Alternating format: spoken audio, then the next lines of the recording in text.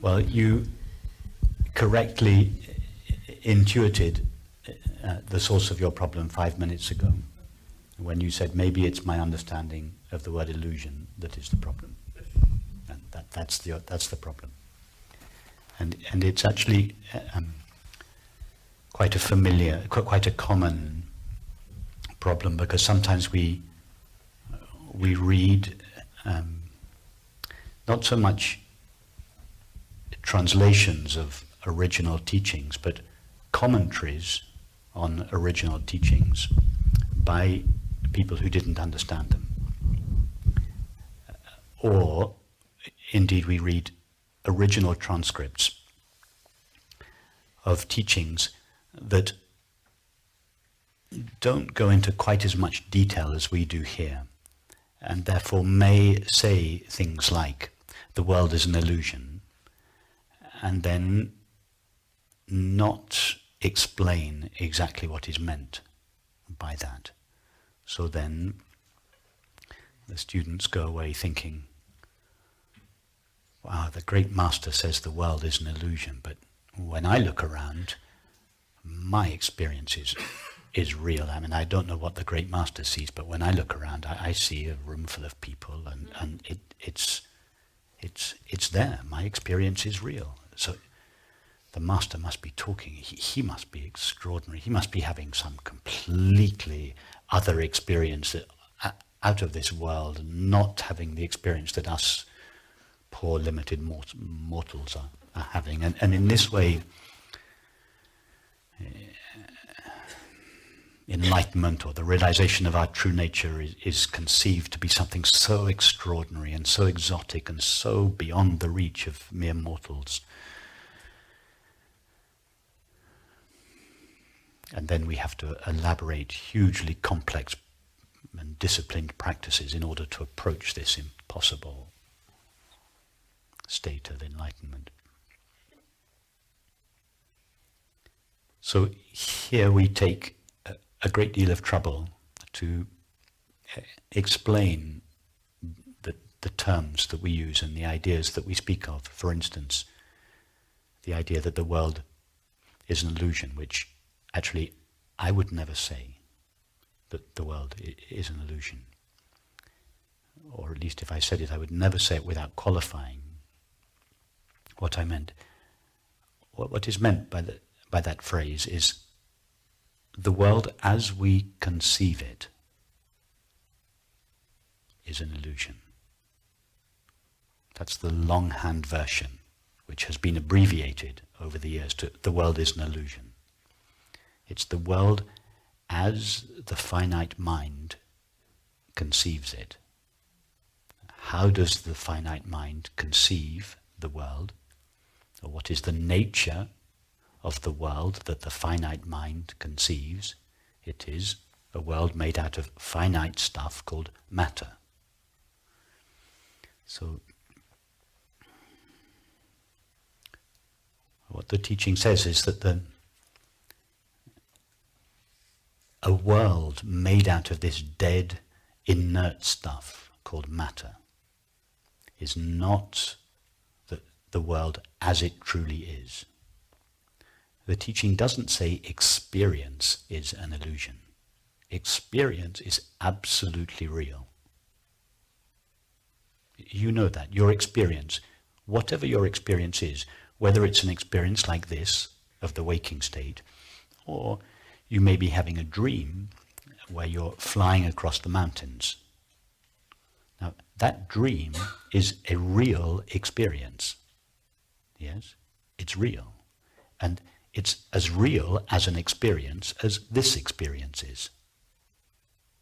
It's a real dream. Yes, the dream is made out of stuff called mind, and this, thought tells us, is made out of stuff called matter, but both experiences are real. Yes? Let's not take the dream, because I can see you have a little difficulty with that. Let's say you have 4 glasses of wine for dinner.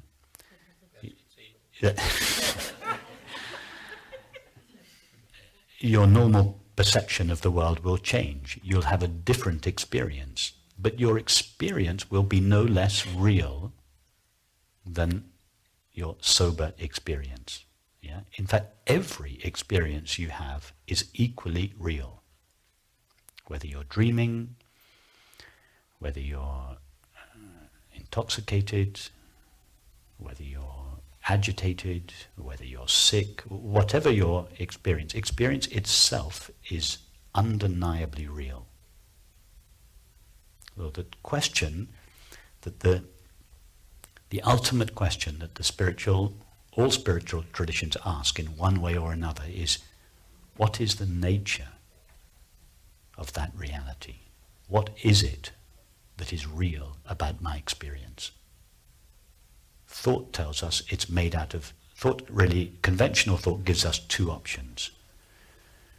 Conventional thought tells us either matter is the ultimate reality of experience and mind is a byproduct of matter, or thought tells us mind is the ultimate reality of experience and matter is a byproduct of mind.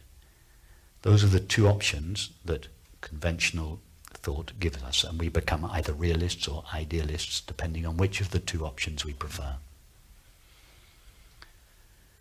So the spiritual teaching gives us, or the true non-dual spiritual teaching gives us a third option.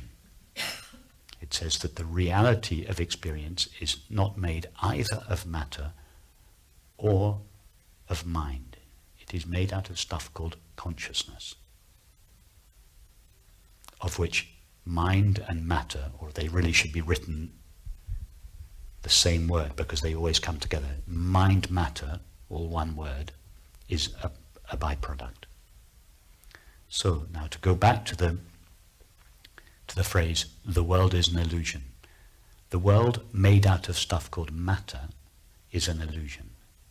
The world made out of stuff called mind, even, is an illusion. But the world made out of stuff called consciousness is real. In other words, consciousness is the reality, the substance, the stuff out of which all experience is made. I buy that ticket, but I still don't understand what's happening when the illusions are running around doing things. I don't understand what's happening, with the objects, seemingly. Like if I'm in a restaurant and I see the movie, that you talk about, I can't just say to myself, it's an illusion, Stanley, go back to eat and go out. But what's happening? We've already discussed. It's not an illusion. Your experience in the restaurant is real. Everything you experience is real. But you understand that the stuff that you are experiencing, that is all these people eating their dinner, although they appear to be bodies made out of matter, discussing ideas that are made out of mind, although that's how they appear to be, the deeper reality of what they really are is consciousness. Now that doesn't make the appearance, that realization doesn't make the appearance disappear. Just like when you're watching a movie and it suddenly dawns on you that all you're seeing is a screen, you're not seeing a landscape, you're seeing an empty screen. That realization doesn't bring the movie to an end, but it does change the way you relate to the movie. Likewise, you're in the restaurant. Conventional thought would have you believe that all these people are independent objects made out of matter and they're all discussing ideas made out of mind. But this deeper understanding enables you to realize that they are ultimately made out of the stuff that you are. Pure consciousness. Now that has a profound effect on the way that you relate to the situation, this deeper understanding. It doesn't mean to say that you can no longer think in terms of mind and matter. It no longer prevents you from drinking a glass of water if you're thirsty, or getting up and paying your bill and walking to your car when your meal is finished. For all those activities, the model of matter, or the model of mind plus matter, works perfectly well. So you use that model in response to the relative situation, but your deeper understanding is that the ultimate reality of this experience is pure consciousness, which is yourself. And that deeper understanding changes profoundly the way you relate to the appearances.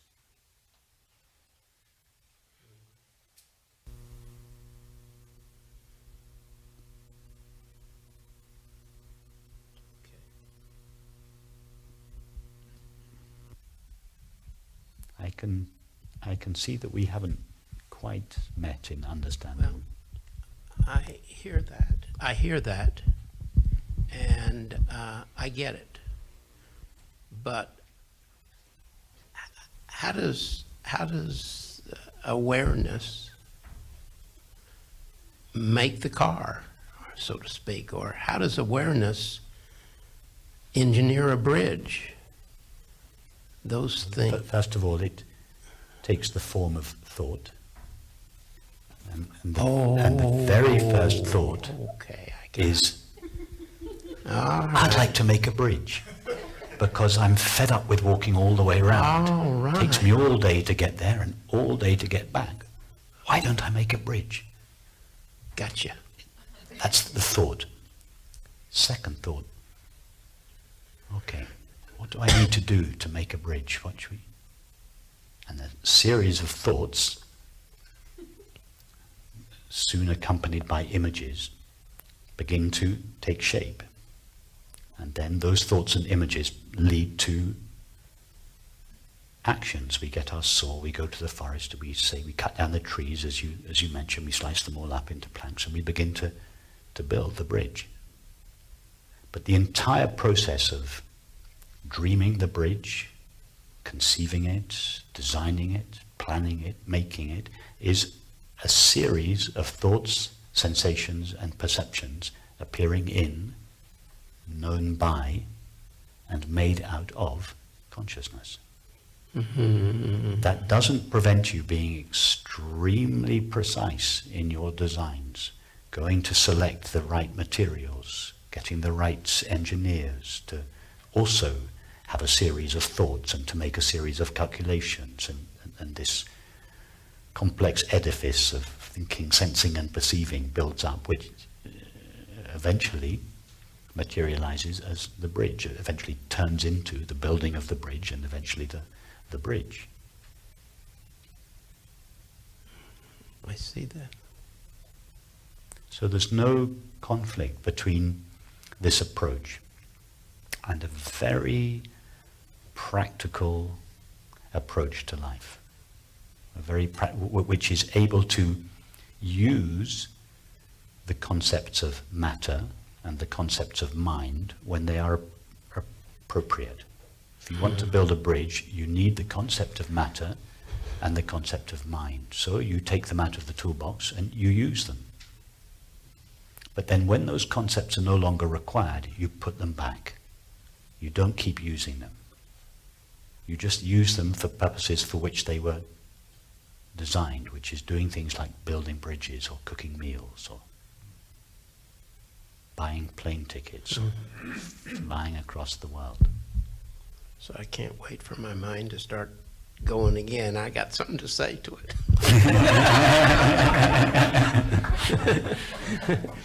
Because it's sort of, my mind is sort of like I heard Annie Lamont say, that she said her mind is sort of like a bad neighborhood. She hates to go there by herself. And I full well agree. Yeah, you see, don't make the mind a problem. The mind, concepts are not problems. Beliefs are problems. Right. And beliefs are simply concepts that we believe to be true. Yeah, the belief of matter is not a problem. The belief of the outside world, the concept of matter is not a problem. it's actually necessary for practical purposes. The concept of the mind, the concept of the world, the concept of materials and substances and processes and people, all these concepts, they're not a problem. We need them. But to believe that those concepts refer to something that is ultimately true is a problem. So just distinguish between beliefs and concepts. All beliefs are concepts, but not all concepts are beliefs.